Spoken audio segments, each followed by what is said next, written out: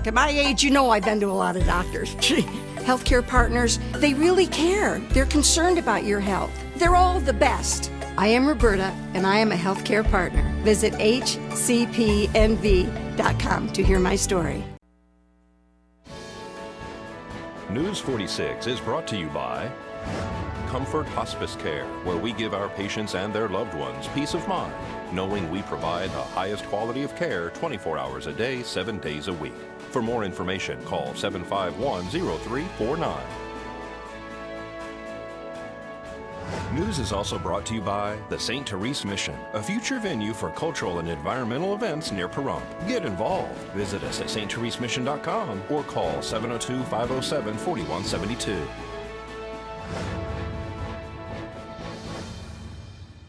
Hi, on News 46, high winds cause havoc throughout the town. And another animal rescue structure is completely destroyed by fire. A trailer rolls 5 times off Highway 160. News 46 starts now. You're watching KPVM News 46 with Rhonda Van Winkle and Jason Koblenz. Local coverage from Deanna O'Donnell.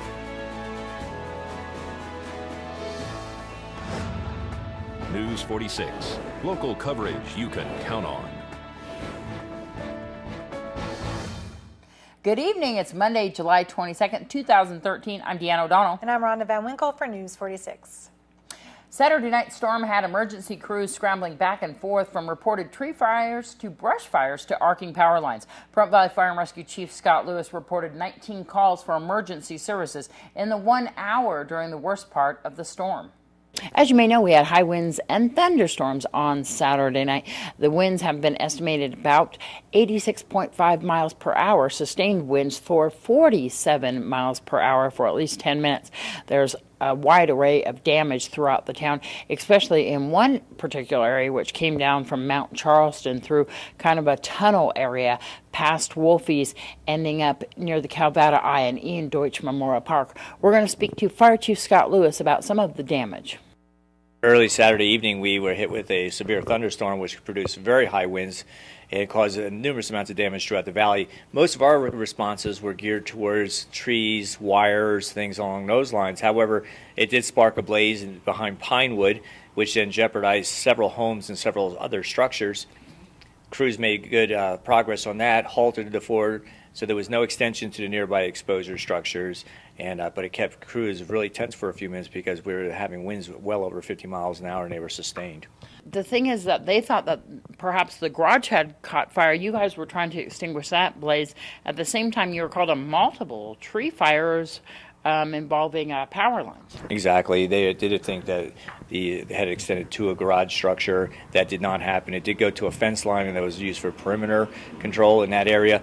Again, crews made a really good job of that. We had dictated our all hands. We exercised our mutual aid agreements in order to have resources coming in because, as you had mentioned, there was numerous calls going out at any given time. In fact, I think it was a total of 17 calls within about an hour's time. One of our supreme challenges was the fact that the winds were gusting so high was affecting the performance of our apparatus.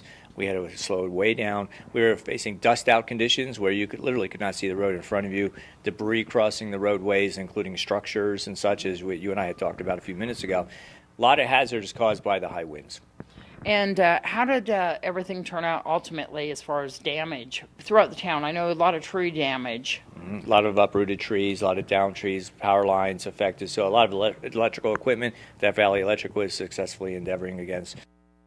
As you may know, that there's still a thunderstorm watch, and if we do get high winds, once again, you're urged to stay inside. If you do have any branches or any trees that might be of concern to you, of course, you would want to take care of those. This is Deanna O'Donnell for News 46. Wolfie's Best Western took the brunt of the force, causing widespread damage to trees and power lines during the storm that had reported wind speeds of up to 86 miles per hour.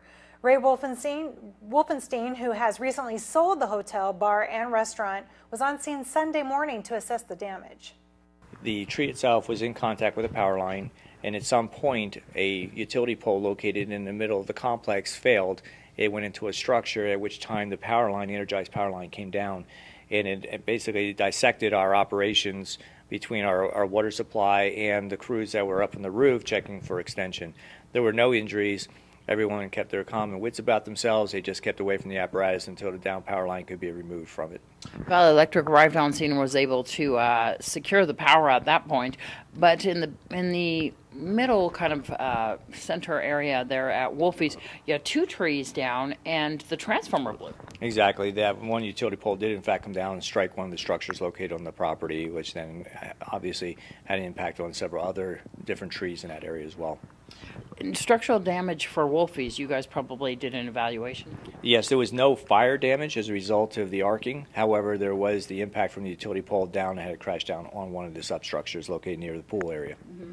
There was a propane tank right there in close proximity to as well. Yes, but it was unaffected. It was protected by the crews, so there was in no imminent danger other than if another tree had fallen. And one of the things that seemed to be in your guys' favor was the fact that where those large embers were falling on the top of the Best Western portion, that was a tile roof. It is a tile roof, but it had some accumulated material in there from the trees, such as pine needles and such. So crews were very, very cautious with that. They had wet down the area. They were cleaning up some of that debris, so there wouldn't be a problem.